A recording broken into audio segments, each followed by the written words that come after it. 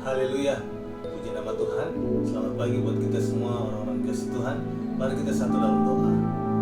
Bapa kami yang ada dalam sorga, yang kami sembah di dalam nama Tuhan Yesus Kristus. Kami berterima kasih, mengucap syukur Bapa buat hari yang baru. Apa yang telah kerjakan dalam kehidupan kami tidak dapat balas. Biarlah di hari yang baru ini Bapa, kehidupan kami kehidupan yang memuliakan nama-Mu Bapa. Terima kasih Bapa buat penyertaan sepanjang malam sampai pagi hari ini. Kami akan mendengar kebenaran firman-Mu. Firman-Mu yang menuntun kehidupan kami agar kami selalu berjalan dalam kebenaran Bapa, dalam tuntunan firman-Mu. Urapi kami semua yang mendengar maupun hamba juga yang membawa kebenaran firman-Tuhan. Kuasa Roh Kudus yang mengalir di dalam nama Tuhan Yesus Kristus. Haleluya. Amin. Puji nama Tuhan. Selamat pagi buat kita semua. Renungan kita pada pagi hari ini di 1 Raja-Raja pasal yang ke-18 ayat yang ke-21. 1 Raja-Raja pasal 18 ayat ke-21 dikatakan di situ, lalu Elia mendekati seluruh rakyat itu dan berkata, berapa lama lagi kamu berlaku timpang dan bercabang hati? Kalau Tuhan itu Allah, ikutilah dia, dan kalau Baal, ikutilah dia. Tetapi rakyat itu tidak menjawab sepatah kata pun. Saya ulangi lagi. Lalu Elia mendekati seluruh rakyat itu dan berkata, berapa lama lagi kamu berlaku timpang dan bercabang hati? Kalau Tuhan itu Allah, ikutilah dia, dan kalau Baal, ikutilah dia. Tetapi rakyat itu tidak menjawab sepatah kata pun. Nama Tuhan, firman Tuhan pagi hari ini datang kepada kita, mengingatkan kita bagaimana Elia saat dia di Gunung Karmel, dia menantang para nabi-nabi Baal, nabi-nabi palsu, dan di situ dikatakan dia mengatakan kepada rakyat bangsa Israel, saat itu bangsa Israel dipimpin oleh Ahab yang mempunyai istri Isabel yang membawa mereka kepada berhala dalam penyembahan berhala mengikuti Baal.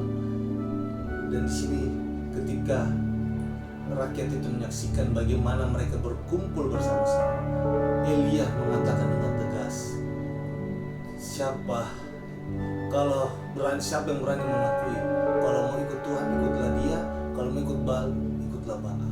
Di sini dikatakan berlaku timpang dan bercabang hati.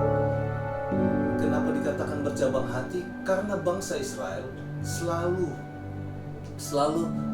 kadangkala ikut Tuhan, kadangkala lagi ikut Baal, kadangkala ikut Tuhan, kadangkala ikut Baal.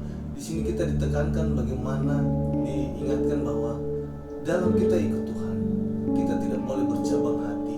Karena dikatakan di sini ketika Elia katakan menanyakan kepada rakyat Israel, mereka tidak bisa berkata-kata satu pun. Tidak ada yang keluar dari mulutnya. Di sini kita bisa mengambil kesimpulan. Ketika orang yang bercabang hati, dia tidak bisa mengambil keputusan. Dia tidak bisa mengambil keputusan yang tepat yang mana dia ingin ikut Tuhan atau Baal.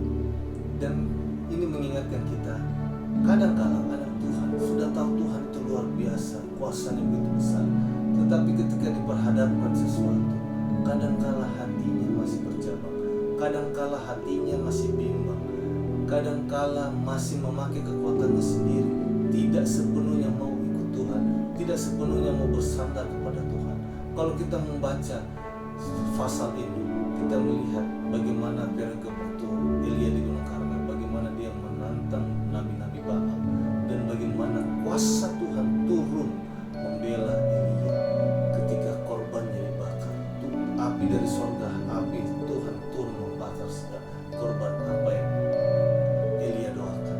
Di sini membuktikan bagaimana Elia sebagai anak Tuhan, hamba Tuhan, nabi saat itu, dia berpegang teguh kepada Tuhan, berpegang teguh kepada janji firman Tuhan, bahwa dia disertai Tuhan, bahwa dia ditolong Tuhan, bahwa dia tahu Tuhan Allah Israel, Allah Ishak, Abraham itu lebih besar dari segala-galanya. Dan di sini diingatkan kepada rakyat, mau ikut siapa? Kalau mau pilih Tuhan, ikutlah dia. Kalau mau pilih Baal, ikutlah Baal. Karena mereka berdua hati, bercabang hati. Dan kita bisa melihat banyak contoh di Alkitab mengingatkan kita bercabang hati. Ada suatu kisah ketika Yesus berbicara kepada anak muda yang kaya raya. Dikatakan anak muda ini berkata, semua saya sudah lakukan, saya melayani Tuhan, saya melakukan semuanya, membawa persembahan, menuruti orang tua, semuanya.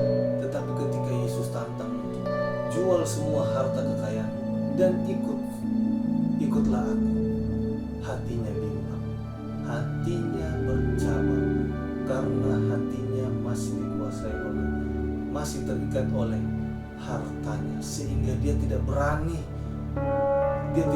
meninggalkan semuanya untuk sepenuhnya ikut Yesus, ikut Tuhan. Begitu juga kita.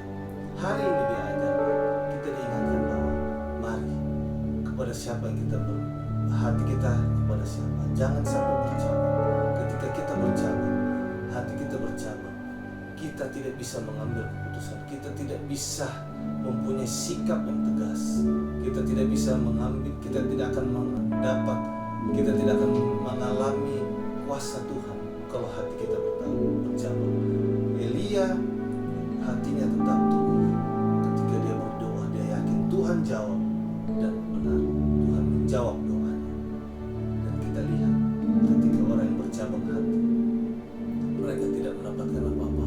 Pemuda yang kaya raya, karena masih terikat dengan hartanya, dia bimbang sehingga dia tinggalkan Yesus, dia memilih hartanya.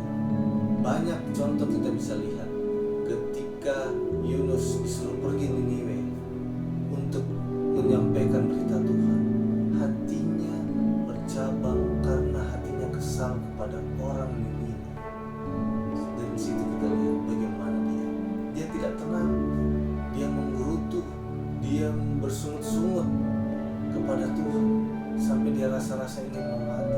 Kalau kita baca kisah Yunus, dan banyak lagi, bagaimana lagi contoh Yudas ketika hatinya bercabang, dia ikut Tuhan, dia melayani ikut Tuhan Yesus, jalan kemana-mana melayani, tetapi hatinya terikat oleh uang, sehingga hatinya bercabang, hatinya tidak sepenuh, sehingga kita bisa lihat akhir hidupnya dia sendiri.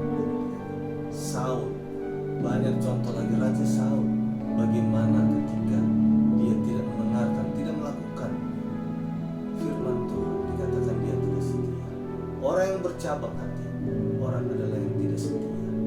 Jadi mari kita ambil langkah pagi hari ini bahwa hati kita tetap teguh, tetap berpegang kepada Kristus Yesus. Sekali Yesus, tetap Yesus. Jangan bercabang.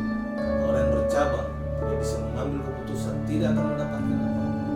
Dan dikatakan lagi, orang yang mendua hati, hidupnya tidak akan tenang. Puji nama Tuhan, Tuhan Yesus memberkati kita. Mari kita satu dalam doa. Bapa kami dalam sorga, terima kasih buat kebenaran firman-Mu. Biarlah hati kami tetap betul-betul sepenuhnya mengikut Engkau. Apapun yang kami alami, apapun yang kami sedang gumuli, Bapa, ajar kami untuk berserah penuh kepada Engkau.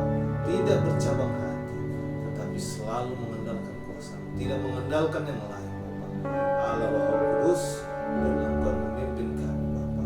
Di dalam nama Tuhan Yesus Kristus. Haleluya. Puji Tuhan, Tuhan Yesus memberkati kita semua. Haleluya.